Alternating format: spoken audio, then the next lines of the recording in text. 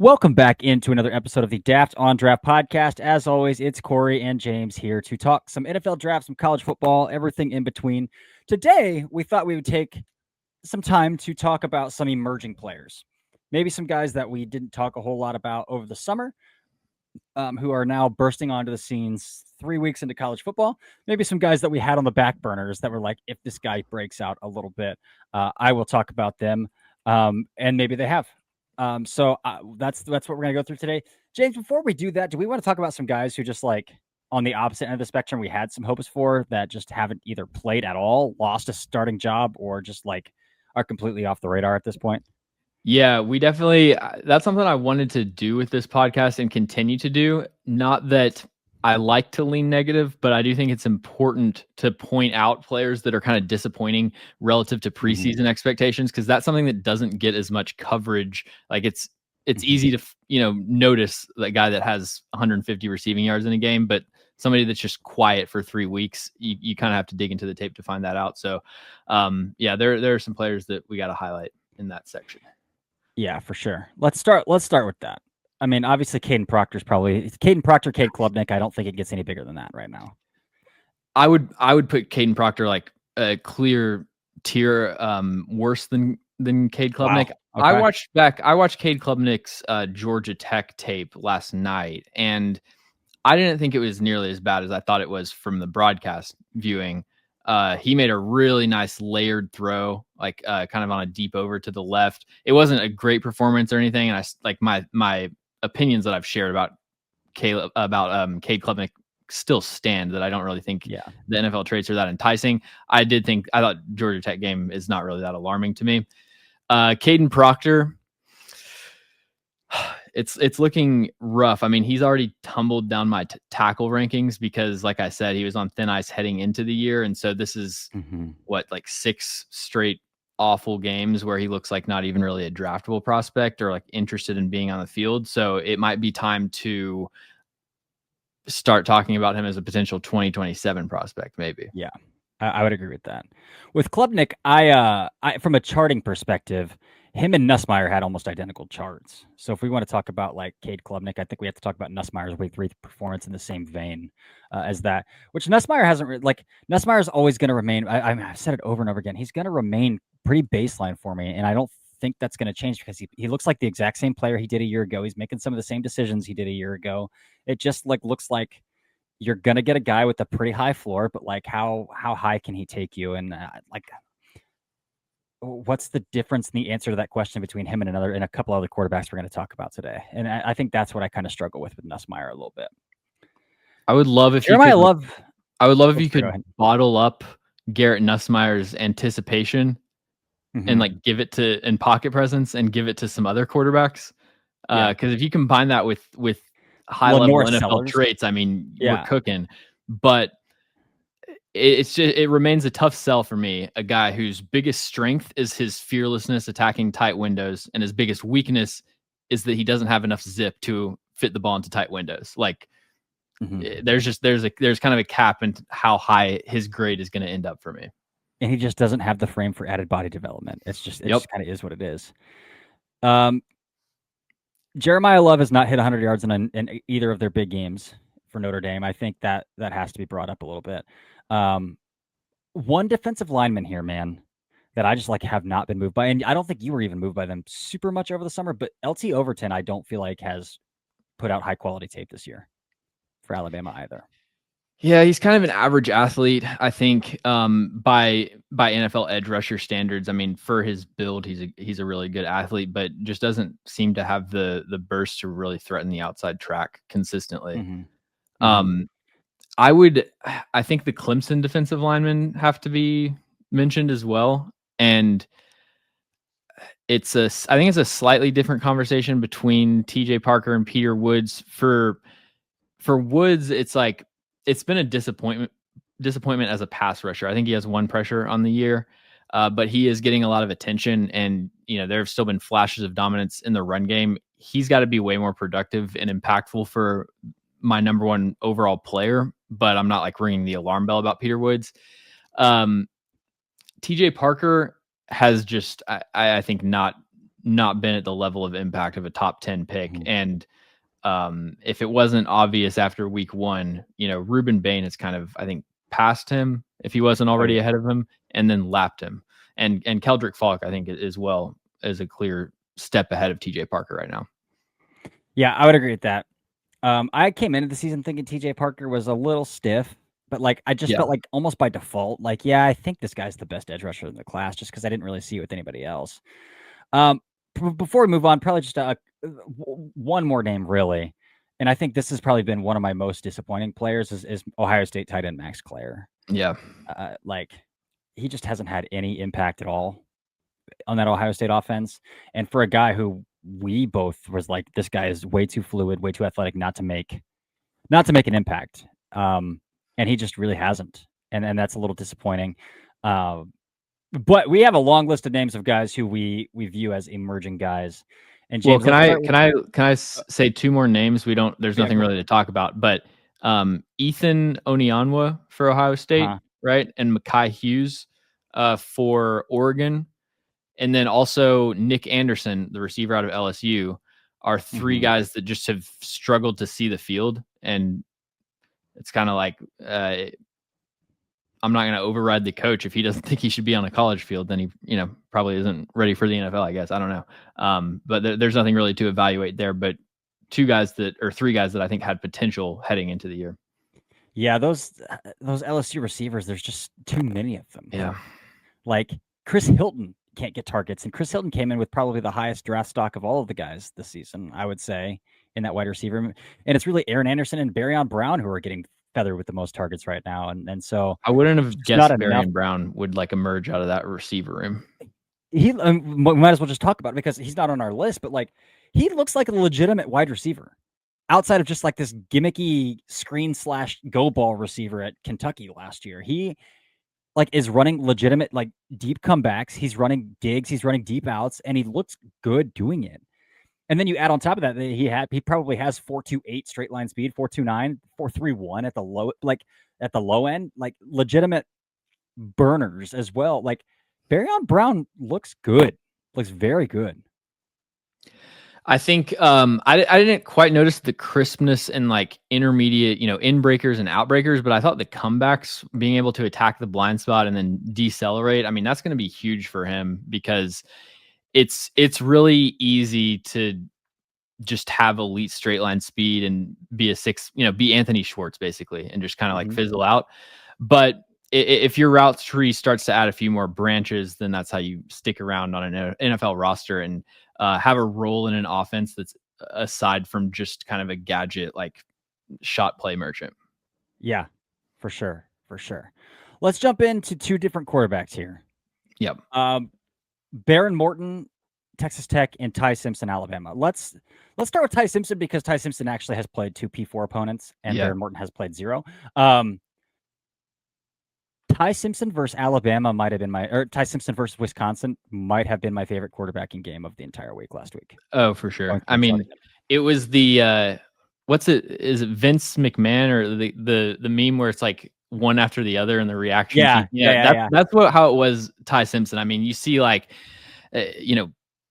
anticipation deep out, anticipation backside dig, that crazy throw to Ryan Williams where one of the first throws of the game where he's getting hit and it's just hits him right out of his break. You get the post on the double post in the red zone touchdown, perfect placement, high and outside. It was just NFL throw after NFL throw, kind of going down the list of demonstrating one example of everything that you want to see. So had no opinion on Ty Simpson, obviously heading into the year. And I think, Wisconsin was awesome, but the Florida State tape was solid as well. Don't group him into blaming people for the loss. He was throwing some dots. I mean, if you look at his passing chart and then you filter out the Ryan Williams drops, it's basically flawless. So yeah, shout out to him. I mean, Ryan Williams dropped another beautiful throw this past week in the Institute, which Ryan Williams had 3 touchdowns and whatever, but dropped another one and right in his hands on a beautiful glance post, layered into coverage. So that was a good throw. But yeah, dude, it is all a bit very play action, hit the back foot, ball comes out. Mhm. So like, still want to see him sped up. Still want to see some like more true drop backs where like Alabama isn't playing on script 100% of the time, like they did against Wisconsin. Like they could stay on script that whole game. So I mean, but that's good for Ty Simpson to operate the offense on script, do what's asked of him. But like, dude, yeah, he's throwing those digs on the hashes. He threw a wheel to the running back up the seam that was like where it was dropped in between beautiful. 3 players. Is that? Yes. Yeah. I forgot about that one. Yep. The glance post to Ryan Williams, it was dropped. He hit Isaiah Horton on a glance post earlier in the game for a touchdown. Just like NFL throw after NFL throw from Ty Simpson on that one. So monitoring, I'm not ready to press a button on him or anything like that in terms of his draft stock, but I think it is worth mentioning because we spent a lot of time mentioning, we don't really think first-year starters should make the leap, blah, blah, blah, blah, blah. It is worth mentioning, though, that he's a fourth-year player at Alabama, a graduate, and already 22 years old in his first year starting. So it's not the same as these 19-year-olds. He is 22. He has graduated from college. He has been in that system for 2 years with DeBoer, but like played under Saban for 2 years as well before that. So like this is not the same situation as these other first-year starters. Behren Morton, I'm excited to see against Utah this weekend. Like I'm finally excited, like to see him play somebody of substance. That's not Kent State. That's not Oregon State. It's not whatever. Arkansas Pine Bluff. Right, because he looks. Again, I came into the season to, like, go back, listen to episodes, go look at my charts, like as the highest, like the most accurate quarterback that I charted over the summer. The most accurate quarterback that I charted over the summer. I feel very confident in his floor. And again, if there's one quarterback from this class that I'm saying, you draft this guy in the 4th, 5th round, you've got an easy money backup and spot starter for a cheap contract for the next 4 years, and you don't have to worry about it. Like I love Behren Morton. Again, I don't think the tools are round 1, round 2 type tools. But as far as a safe floor goes, like, yeah, that's the guy you draft to have because again, backup quarterbacks are making $6 million a year right now. Like that's the guy you draft and say, I feel good if my quarterback goes down and I have to put somebody on the field in a pinch. I feel good about putting Behren Morton on the field. When you have a player like Behren Morton who has played such a weak slate of competition to start out the year, like you made a good point in the last episode about how you have to account for level of competition, but you can still evaluate the process. And I think there's some production on Behren Morton's tape this year that you kind of throw out, like the Kent State, a lot of the really deep passing touchdowns against Kent State, especially. I mean, it's juvenile pass coverage. But then you watch the Oregon State game, who I don't think is a good defense, but he's fitting it into tight windows. Like a tight window is a tight window. It closes at different speeds, but I still think the process with him there is really rock solid. Yeah, I agree, and I think he throws one of the best, probably the best deep ball in college football right now. It's like perfectly leveraged on the outside shoulder between his guy in the boundary. If his guy doesn't get it, nobody's getting it. Like consistently, it's like he's like the crane game at the arcades. It's like he's craning it and just dropping it where it needs to go. Like it's gorgeous. It's gorgeous. All right, we got a running back on the list here, UTSA's Robert Henry Jr. I think we might see this a little bit differently. I felt like, because I watched his game against Incarnate Word this past weekend, and I felt like there were quite a few empty calories, like a lot of bounced runs or like just gaping gaps up the middle where like he didn't really have to make anybody miss on his way to like a 60-yard run. Yeah, that's fair. And I've only watched Texas A&M, but he was more of a guy that I just wanted to highlight as like, he's kind of on the radar. I hadn't even heard of him heading into the year. And I mean, it's insane production. He's got, I think some elite top end speed. So just a guy that I'll be monitoring going forward. Yeah. All right, we've got quite a few receivers. Let's move there. I added another receiver to the list while we're talking because I was like, I got to talk about this. So London Humphrey Jr., or not Jr., London Humphreys came up with that massive catch for Georgia to force overtime last weekend.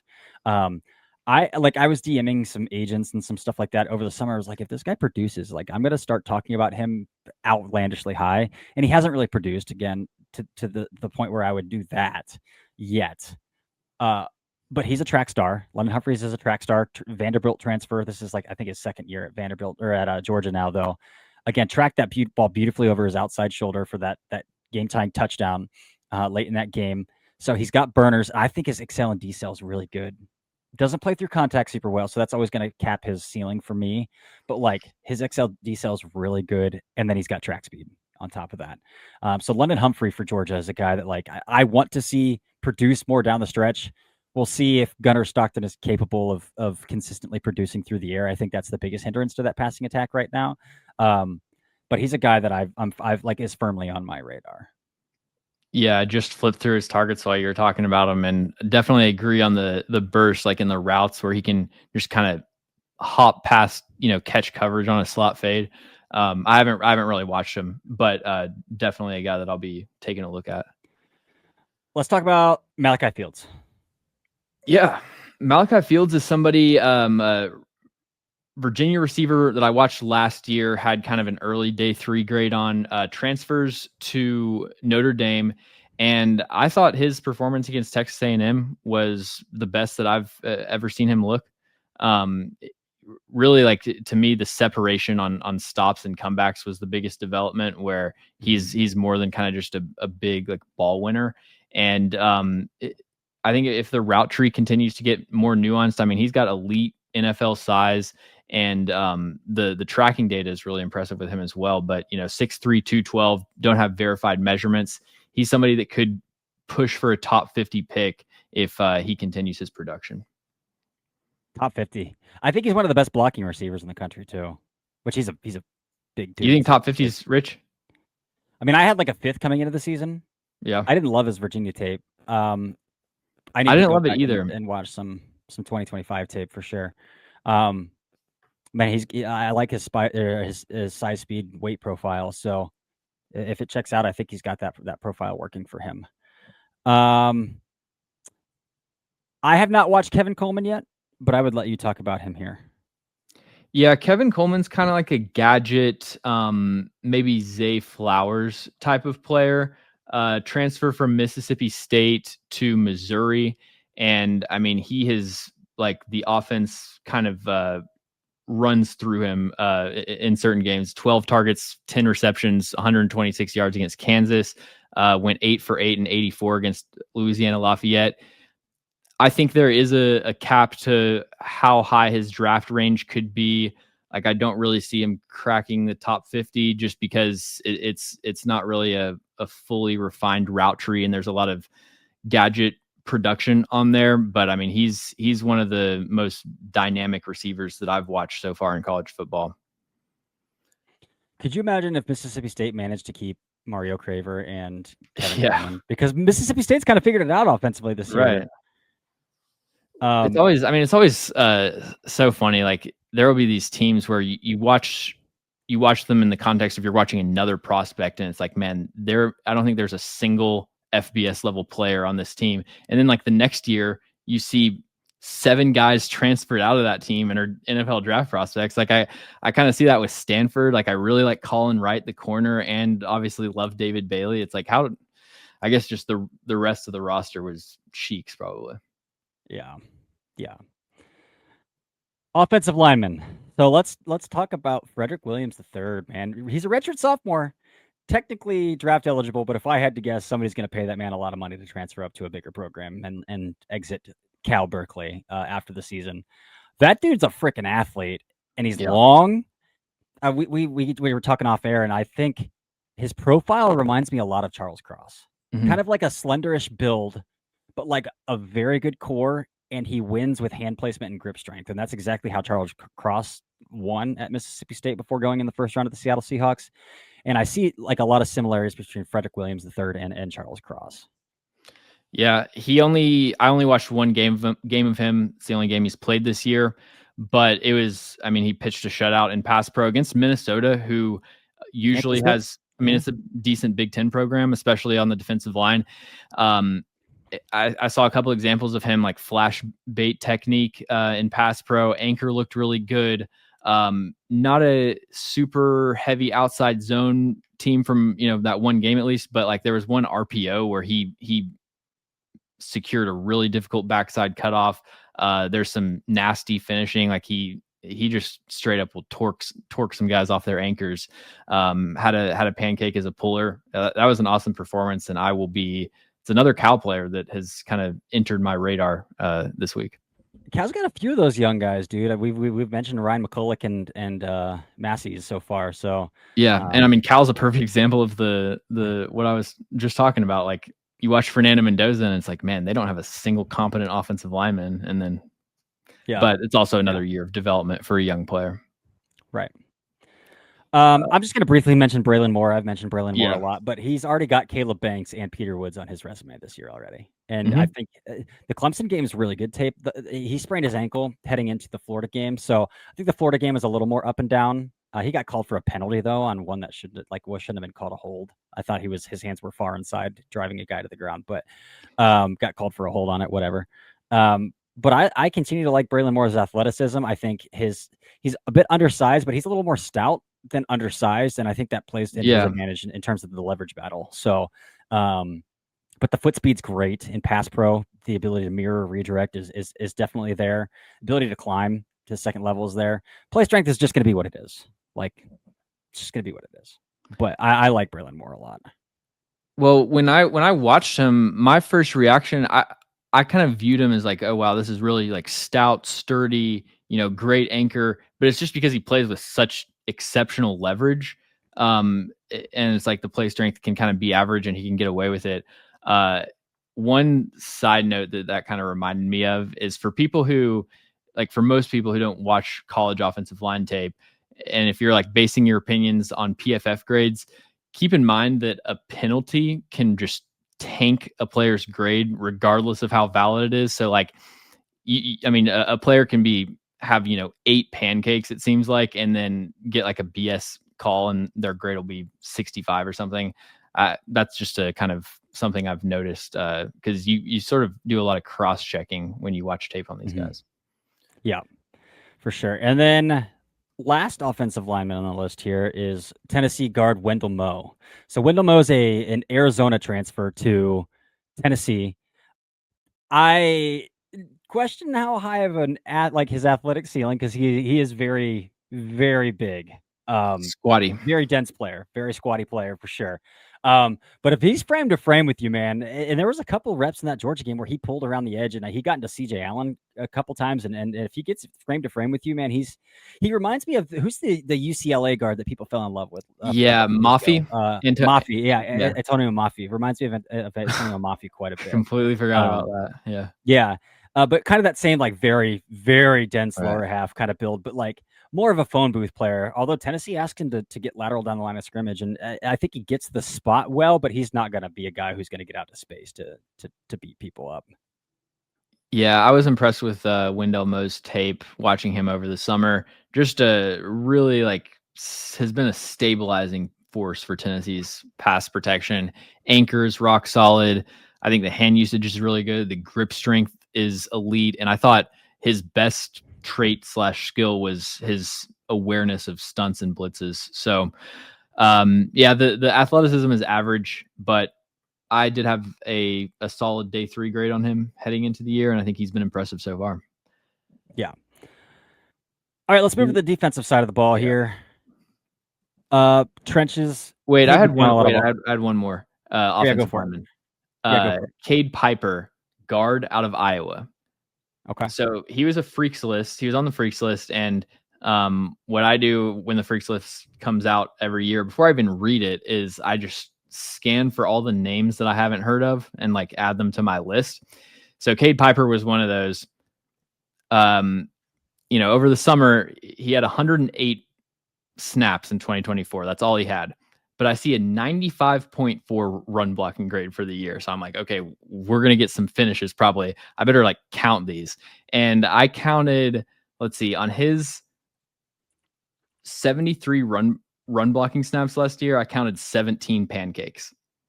I think he's going to be a top 50 to top 75 pick sometime. I don't know if it'll be this year because I want him to add some weight.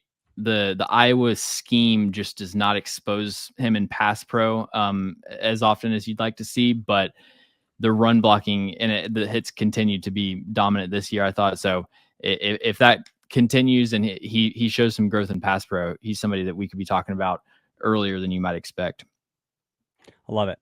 I love it. Because the other Iowa offensive linemen who have gotten hype are not. Not very good. Oh God. Yeah. So let's go to Cade McDonald, defensive tackle at Ohio State. Boy, that's a bricked up dude. Yeah.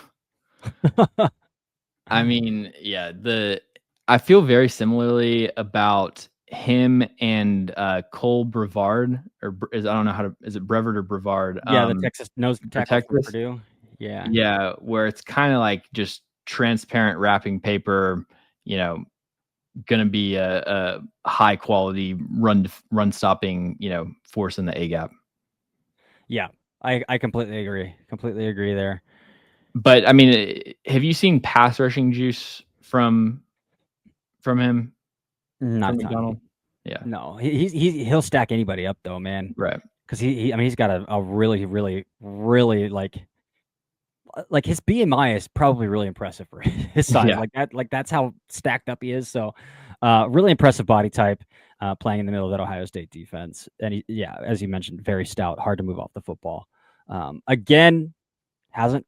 I mean, he played DJ Campbell in that Texas offensive line, but I'm not super high on DJ Campbell coming into the season either. But And especially not at like sustaining blocks in the run game. That's like my number one concern. Yeah. All right, second level defenders here. We have Jake Golday. Actually, before we do that, 1.5 level defenders. Yeah, he's half. But like, okay, Edge. I wrote about him. So if you are a paid sub, you know about Quincy Rhodes Jr. from Arkansas. Right now, he's just a rotational player. He's only a true junior. So like, will he come out with just being a rotational player right now? I don't know. But some of the pass rush reps that he put on tape against Ole Miss, against Diego Pounds, and people like Diego Pounds for what he is. I think Diego Pounds moves well. That's about as far as I'll go into like my love for Diego Pounds at Ole Miss. But like Quincy Rhodes hit him with two spin moves, like two very nasty spin moves where he didn't like overdo it. He didn't. My biggest thing when people try to do swim moves, spin moves, is you expose your chest a lot of times. I thought he stayed really compact in the spin move. And then he had a rep against the right tackle as well, where he kind of long armed and bended around the edge at the same time. So like he got into the chest and then still condensed surface area, still cornered the right tackle as well. Really impressive athlete at a really impressive 6'6", 270 frame, man. Like this is a football player. Okay, so we were texting about who we wanted to talk about, and I like double texted, I think, with Morton and Rhodes, and you said like something about NFL traits. I was like, Rhodes? You're worried about Rhodes's traits? But yeah, okay, so that makes a lot more sense. Yeah. I was confused. Yeah, I have never heard of him until I just like random. I mean, I saw his spin move when I was just like watching Ole Miss. I looked him up. Oh, okay, he had a great game. Let me, go back 10 plays, start the game over, and just watch him also. And I'm really impressed. The frame and being able to move like that is incredible. Yeah, that's the type of guy that declares early.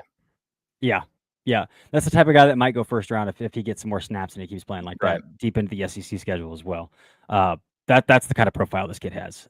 Quincy Rhodes Jr., write the name down and stick a monitor tag on it because that kid can freaking play. All right, now Jake Golday. So Jake Golday is a Feldman Freakless guy. Somebody at Cincinnati told me like you got to keep an eye on this guy. My one concern with Jake Golday is the 1.5 second level guy because I hesitate to be super in on predominantly Sam linebackers because like Sam linebackers in today's NFL play like 15 snaps a game. So like that's where I get a little concerned. But what are your biggest takeaways from Jake Golday at this point in the season? So I think that is like absolutely fair, and that's probably that would be my hesitation with all these types of guys. To me, what was most impressive about Jake Golday was his off the ball work, and just you can really see that this year he's seeing the game a lot more quickly, and then the block deconstruction that he's capable of is outstanding. Like just something that you don't really see at the college level. You combine that with his athleticism. I just want to see a bigger sample size of him playing off the ball, and I'm just like you. Like he's playing a mix of Sam and stack linebacker. So I'm kind of not really as interested in the Sam reps. Yeah, for sure. But again, a Feldman freak list, so we know that the high end athlete is there, and I think the tracking data supports that as well so far through this point in the season. All right, man. We got the LSU safety left. Yeah. Let's Yeah, hit and on he him was real fast. so AJ Halsey, the LSU safety, transfer from Houston, was actually one of the first guys that wanted to talk about. I watched what he did this season. I watched his tape last night, and then I went back and watched some cut ups from last year. I mean, he had this interception against Florida where he, baited DJ Lagway, and then you go back and watch his 2024 tape. It's just, example after example of him doing that exact same thing. He is kind of a Malik Mustafa build, 5'11", 222 pounds with 30.5-inch arms, which is not ideal, but he's a physical presence, great anticipation in zone coverage, especially over the middle of the field, and he reads stuff quickly enough to maybe offset his shorter reach. Yep, I love it. I mean, he baited DJ Yeah. Lagway like he read it like a book. I don't know how Lagway didn't see him coming downhill as a robber right there, but came away with a really beautiful interception in that game as well. So again, these SEC guys are going to have some of the best resumes out there. So if they play well with these resumes, we'll be talking a lot more about them. But that's it for this episode, talking about some emerging players. Again, we hit on, 14 players right here. So we just talked about 14 players in this podcast. So if you guys need some names to keep tabs on, just come back to this episode and mark down these players and watch them. Again, the priority, in my opinion, has got to be Quincy Rhodes Jr. there here out of this list, and maybe Ty Simpson, Quincy Rhodes Jr. Those two guys, my freaking goodness, man. Yeah, I mean Ty Simpson. He has to be included in like every quarterback one conversation. I think if he continues what he did against Wisconsin, because that was, I mean, he had a 100% completion rate against, was it LA, Monroe, or Lafayette, and then I think 82% completion rate against Wisconsin. Like you rarely see quarterbacks even against bad competition be that precise. Although for Fernando Mendoza, I think he was like 19 of 20 against Indiana State. Indiana State's one of the worst teams I've ever seen, like at any level. Yeah, it's not great. But again, we'll get Indiana against a top 10 team this weekend, so that'll be There a are some banger. big time matchups this week. Yeah, we'll talk about it. We'll talk about it for sure. All right. Well, until next time, this has been another episode of the Daft on Draft podcast.